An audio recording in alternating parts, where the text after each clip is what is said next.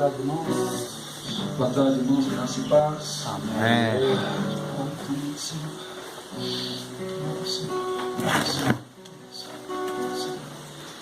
Eu sempre falo para vocês que estão aí do outro lado aí no vídeo, a gente sempre procura ter um momento de adoração antes. Você perdeu mais um.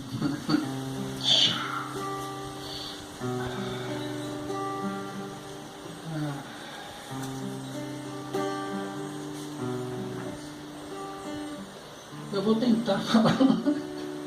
vou tentar falar hoje sobre ministério profético.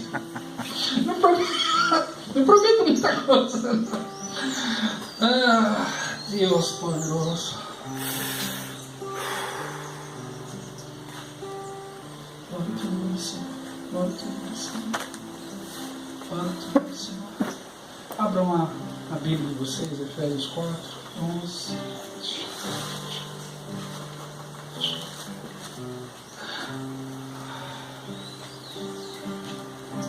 Efésios 4, 11. Quem achou pode ler comigo. 11 até os 17. Achou, Branca? Vai já? Pode ler para mim, por favor. E ele mesmo deu para apóstolos, e outros para profetas, e outros para evangelistas, e outros para os pastores e doutores, querendo o aperfeiçoamento dos santos, para a obra do ministério, para a edificação do corpo de Cristo, até que todos cheguemos à unidade da fé e ao conhecimento do Filho de Deus, a varão perfeito, à medida da estatura completa de Cristo, para que não sejamos mais meninos inconstantes, levados em roda por todo o vento de doutrina, pelo engano dos homens que com astúcia enganam fraudulosamente. Antes, seguindo a verdade em caridade, crescemos em tudo naquele que é a cabeça, Cristo, do qual todo o corpo bem ajustado e ligado pelo auxílio de todas as justas, segundo a justa operação de cada parte, faz o aumento do corpo para a sua edificação em amor. Até 17? E digo isto, e testifico no Senhor, para que não andeis mais como andam também os outros gentios, na vaidade do seu sentido. Obrigado, Bruno. Sempre, como nós estamos começando um novo ciclo, tivemos aí as 4 últimas aulas falando sobre o ministério apostólico, entramos agora no ministério profético, aí em Efésios, em primeiro lugar apóstolos, em segundo lugar profetas, depois pastores, evangelistas e mestres, com o mesmo fim, que a igreja chegue a estatura de varão perfeito. Tá? Para você que não crê que o profético é para hoje, eu só não consigo crer um profético para hoje se a igreja fosse madura e se Cristo tivesse vindo. Como nem a igreja madura, nem Cristo veio, então o ministério profético é tão necessário quanto os outros. Eu não sei por que você aceita o ministério pastoral, o ministério evangelístico, mas não aceita o ministério profético. Ele é tão necessário quanto os outros, ok?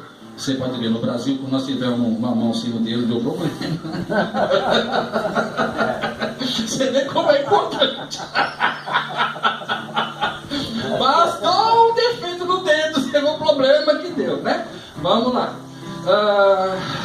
Antes de entrar no ministério profético,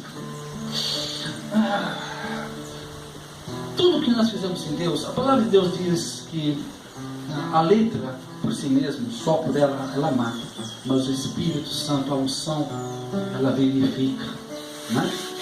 Então, antes de entrar na aula, quero dar uma explicação não muito filosófica, porém prática, do que é a unção, né? Uma definição do que é a unção de Deus. Aí conta-se que lá nos Estados Unidos tem um tio, um sobrinho que estavam numa fazenda, e o sobrinho chega para o tio e fala: tio, o que é unção? Aí o tio olhou para ele, ficou muito pensando. Aí olhou, aí tinha uma vaquinha lá pastando. Aí ele olhou e disse: tá vendo aquela vaquinha pastando? Eu tô, tio. Viu que ela come bem? Tô. Aquilo não é unção. Ele baixou a cabeça. Ele ficou intrigado com aquilo. Mas, tio, o que é unção, tio? Ele olhou. Aí viu um passarinho cantando no fio. Você está vendo aquele passarinho cantando lá em cima, lá no fio? Ai, estou vendo, tio, aquela é unção. Não, aquilo não é unção. Ele baixou a cabeça intrigado. Mas, tio, o que é unção, tio? Aí ele parou de falar assim: está vendo aquela vaquinha? O dia que aquela vaquinha estiver pendurada no fio cantando, isso é unção.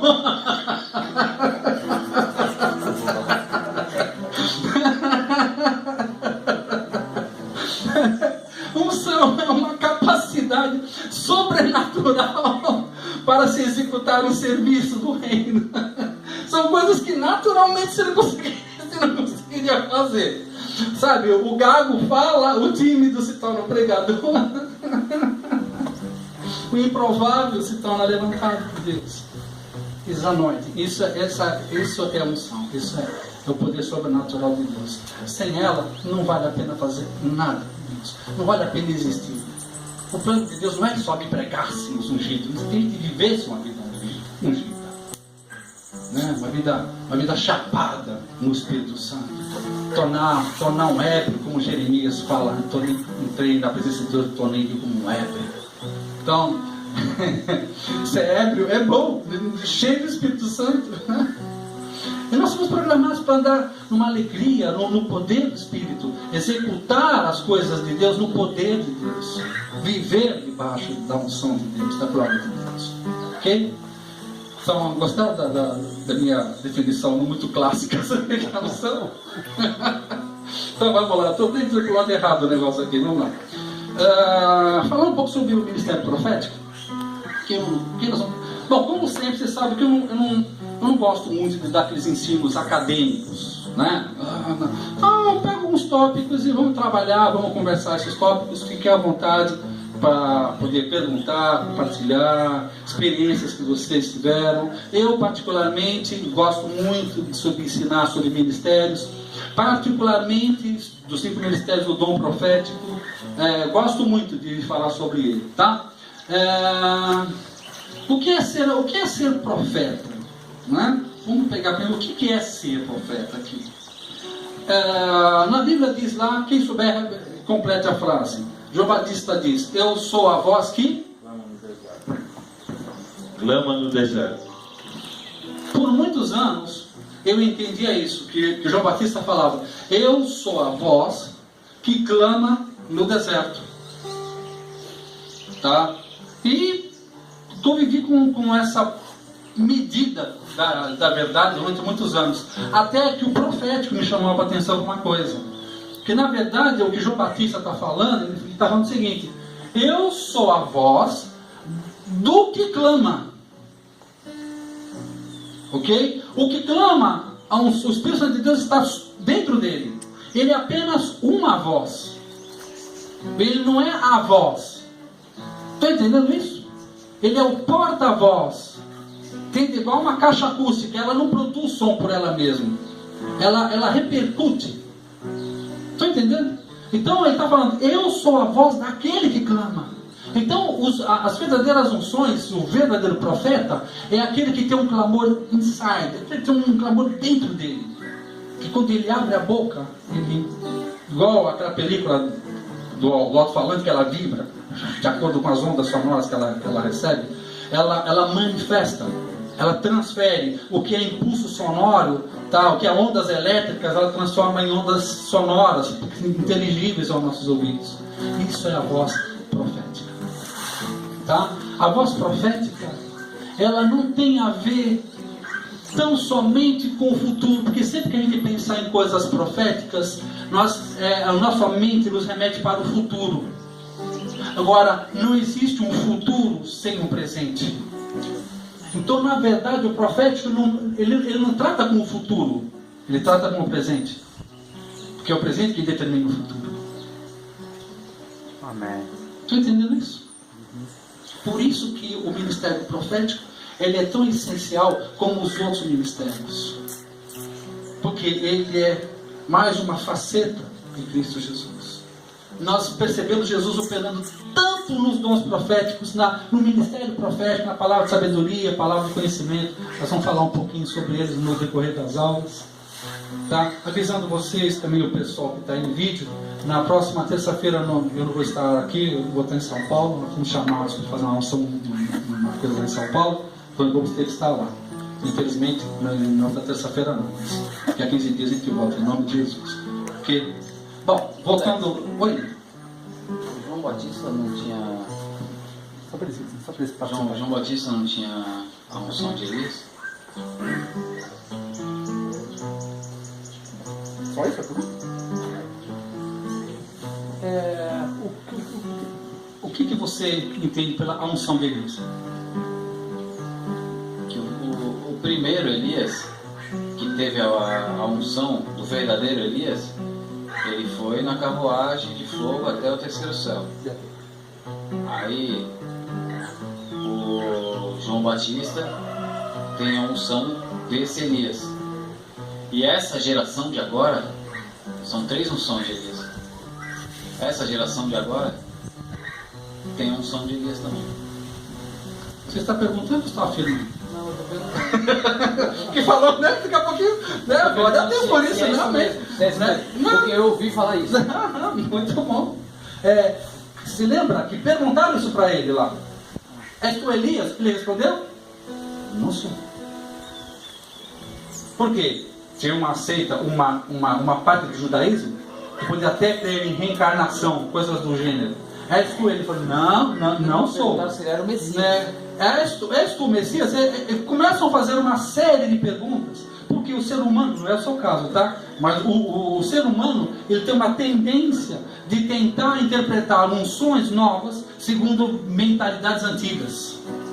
Não é o seu caso, eu estou aproveitando o gancho para fazer isso aqui.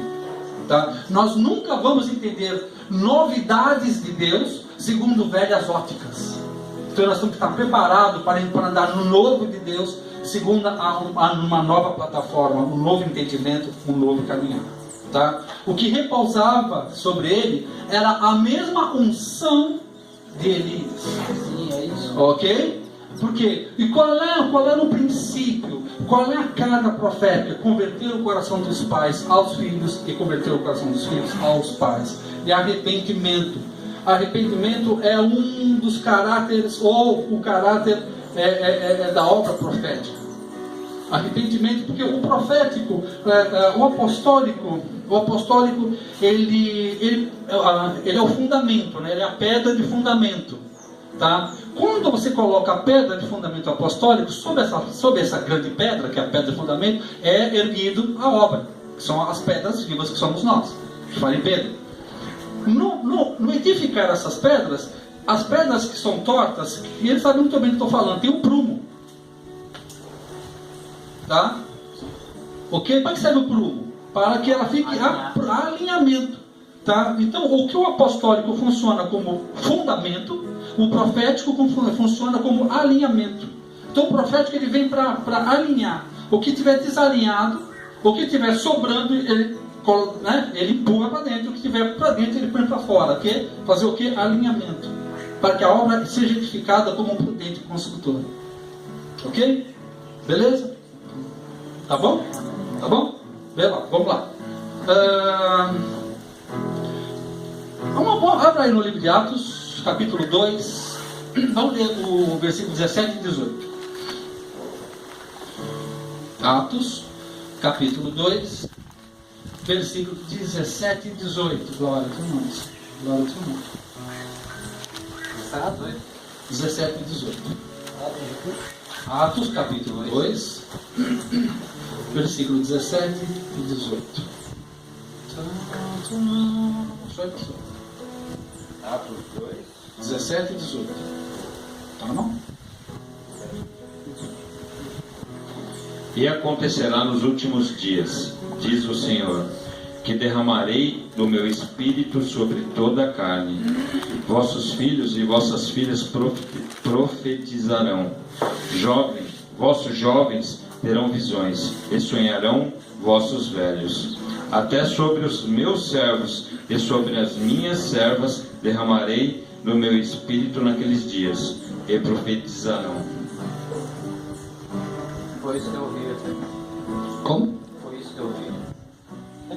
Foi a pastora, esposa do pastor Arthur. No começo desse ano, teve um culto, ela falou exatamente isso. É uma promessa. É uma promessa.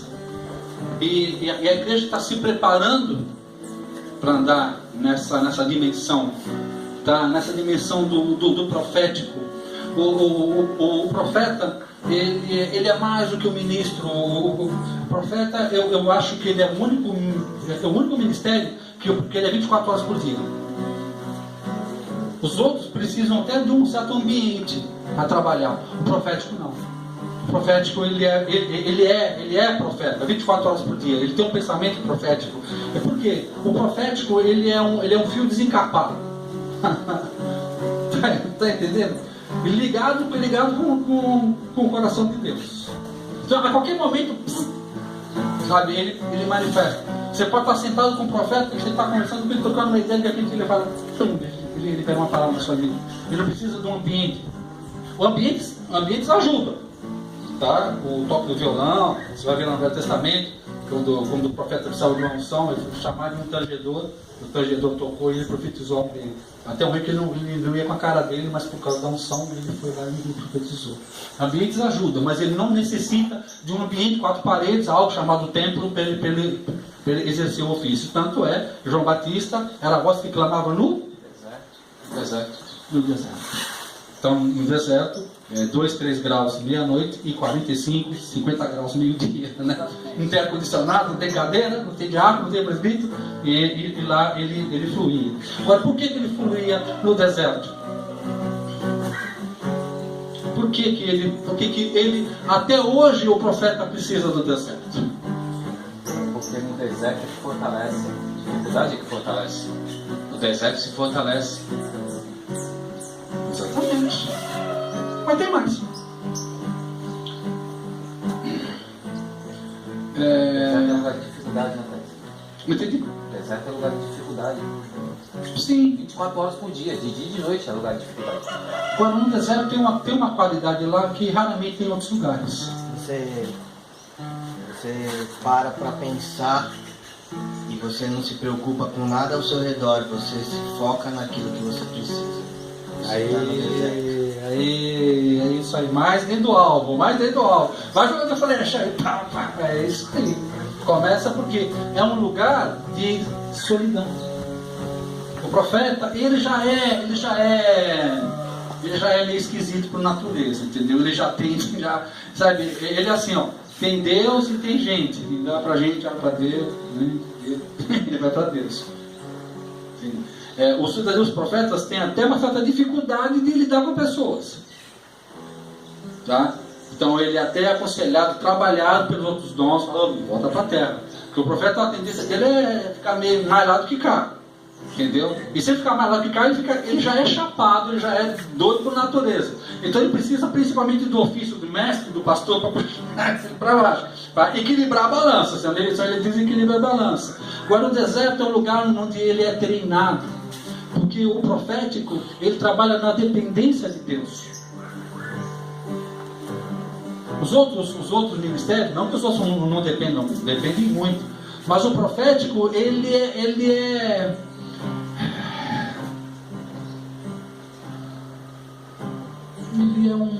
um microfone sem fio. Ele tem uma ligação com o céu, na mesma proporção que ele tem a sensibilidade. E essa sensibilidade causa nele uma dependência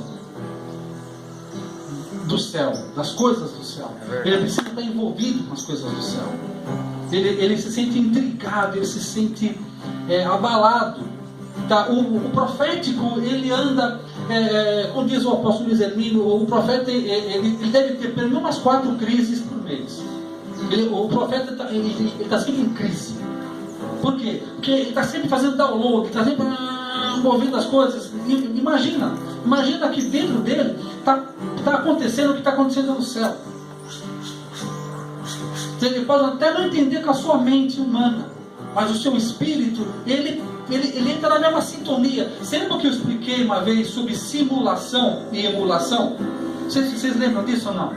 Que simular, por exemplo, o brother está aqui e faz assim com a mão, eu olho, faço igual ele faz. Estou simulando, estou imitando. Agora, emulação é ele mexer as mãos, vai mexer no mesmo jeito que ele, ao mesmo tempo, da mesma maneira. Isso é emular. Ele faz, eu faço. Ele faz, eu faço. Sem combinar. Sem combinar. Isso é emular. Não é simular nem imitar. Imitar, eu vejo e faço. Emular, você faz, eu faço ao mesmo tempo. Por quê? Eu e o Pai somos um. Não faço nada que eu não vejo meu Pai fazendo. É isso que é o plano. Pai nosso que está no céu, santificado seja o vosso nome, venha a nós o vosso reino, seja feita em nós a vossa vontade aqui na terra como é no céu. Pronto, é o processo da emulação. Eu quero fazer na terra, está fazendo no céu. O que está manifestando na terra, está sendo manifestado no céu. Sempre que eu falei que eu estive um tempo lá em Toronto, lá no Canadá, e na cidade, tem o que é em cima na cidade, a loja, o mercado, embaixo da terra igualzinho. Porque no inverno lá é muito rigoroso. Tá? Então as pessoas não andam lá em cima. No inverno a pessoa anda que nem tatu, anda tudo embaixo. Agora a loja que tem em cima tem uma idêntica embaixo. Então nos meses mais quentes eles andam na parte de cima. Em todo lugar temos cada um antes que você desce. Tem uma equivalente na loja embaixo. Então, seja feita, Senhor, aqui embaixo, como é no andar de cima. Como é em cima, Senhor? Seja feito aqui embaixo. Então o profético tem essa constante necessidade de saber como é feito lá em cima. O profético, ele não se importa muito com o que ele vê no natural. O profético ele é mantido, ele é sustentado pelo sobrenatural. Então é o sobrenatural que é a matéria dele. O ministério de mestre é a Bíblia. Tá? O meu pai espiritual, um mestre na palavra de Deus, ele tinha o quartinho dele de estudo, ele tinha lá 7, 8 Bíblias diferentes, computador, um monte de programas e coisas, né? E ele estudava 7, 8, 9 horas por dia para poder estar no ministério dele. Tá? Então ele se trancava no quarto e era capaz de ficar ali 6, 7 horas. A tal ponto é o apego dele com aquilo, que a esposa dele, a Diana, falava assim, você ligava para a casa dele, e o Thomas? Está aí? Ela falava assim, Thomas? Está... Só que ele está com a outra lá no quarto. A outra é no computador, está com a outra lá. E não adianta, você bate na porta, ele não atende, fala, volta depois. Então liga daqui a umas 4 horas, talvez você fale com o Thomas. Por quê? Ele se apega, o gosto do mestre é estudo, é letra, é palavra. O gosto do pastor é gente, ele quer estar no meio de gente. Apóstolo, ele quer estar em cidades, ele quer estar viajando. Falei todos ou eu pulei algum? O profeta e evangelista. Falei o quê? Volta profeta e evangelista. Não, o evangelista, ele quer saber de almas, né? Então ele quer estar na praça, ele quer estar no presídio, ele quer estar no meio dos índios, ele quer evento, ele quer maneira de captar. E o profeta quer estar com Deus. O profeta, ele está querendo. O sonho dele. É o intérprete de Deus, né? Ele. Fala, certo. Foi. É o seguinte, cara. Eu ando fazendo um estudo a respeito do reino de Deus. Ok. Porque há uma diferença em reino dos céus e reino de Deus. Yeah. Reino dos céus, quando era falado isso na Bíblia, era referente aos judeus, né? O reino de? Dos céus. Aham. E o reino de Deus é referente a nós, que é os gentios, né? E estudando isso, eu vi que o reino de Deus tem um governador, onde é Deus. E os servos, que somos nós. E como tu falou que o profeta é o porta-voz entre o povo e Deus e vice-versa, de Deus para o povo, né? Porque em Provérbios diz não havendo profecia, o povo se corrompe, Yes. né? E nós temos que andar na lei. Então o profeta nada mais é do que ver o que está acontecendo com o povo, leva para Deus, Deus passa para ele e ele conduz o povo, né, para manter o controle entre o reino de Deus, né? Então eu estou fazendo esse estudo e é uma realidade. O profeta é importantíssimo para ver essa comunhão entre o reino de Deus e o povo, né? Amém. Amém. É isso aí. São as ligações. Você vê, no Velho Testamento, geralmente os profetas, a casa dos profetas era em cima dos muros da cidade. Ele morava em cima dos muros. Por quê? Da posição que eles tinham ali, como se fosse uma guarita, a casa dele, ele conseguia ver quando um determinado exército, tá, uma quantidade de gente vinha em direção à cidade. Então ele tinha um discernimento de saber se eram amigos ou inimigos. Então ele olhava com antecedência o que estava para chegar. Aí o que ele fazia? Ele saía da sua casa, ia até o rei e comunicava: ó, rei, pelo jeito que o povo andar, baseado nisso, é gente de Deus, pode abrir as portas.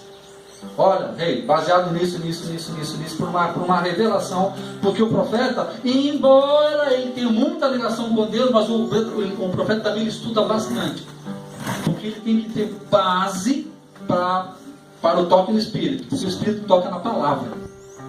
Então é por isso que tem muitos profetas aí que pecam bastante, porque você pode ter muita unção, mas pouca palavra, você comete muitos erros. Porque toda unção, ela tem que ter uma base bíblica para fluir.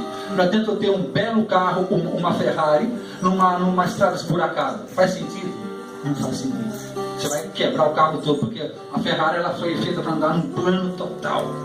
Zero de buraco, que é para ela chegar em todo o seu potencial.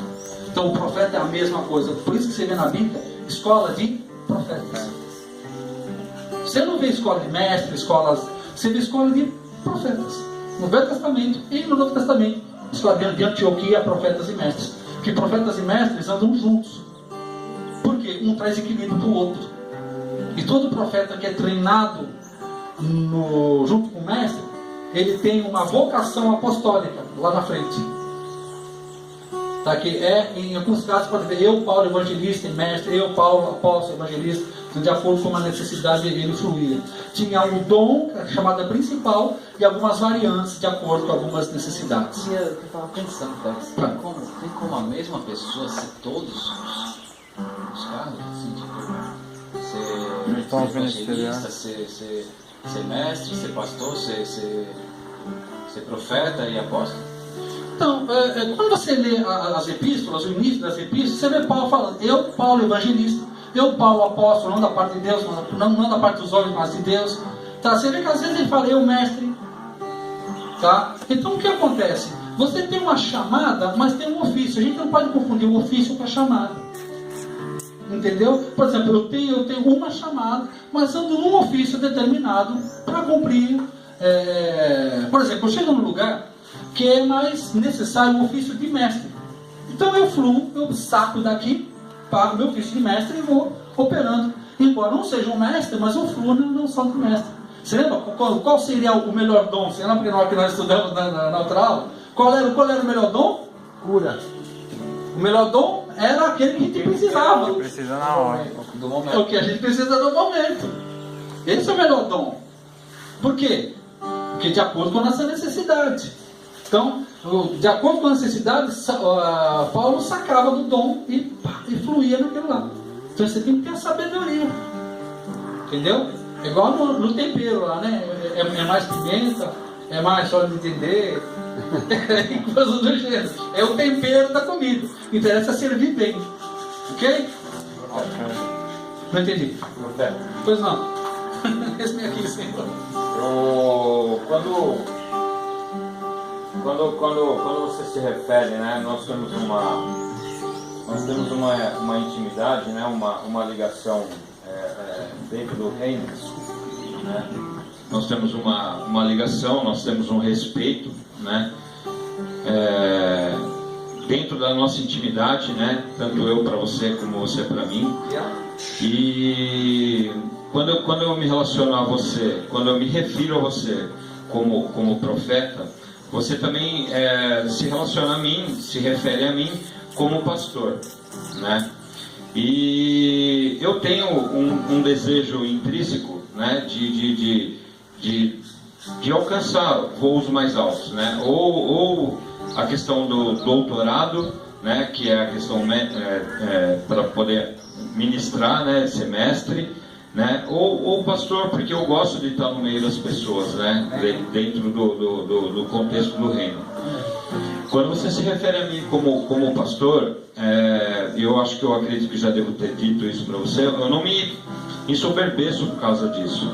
Porque quando eu percebo que, quando eu me refiro a você como profeta, e você se relaciona a mim como pastor, quando você me chama pastor, você faz com que eu me aprofunde nas minhas bases para que eu tenha fundamento pastoral, né? Então, ao invés de eu ensoberbecer falando, cara, eu estou aprendendo e estou já voando, porque o cara que eu considero como meu profeta, ele já conseguiu ver que eu tenho buscado isso. Mas pelo contrário, eu tento me aprofundar cada vez mais para ter um conhecimento mais real da minha condição.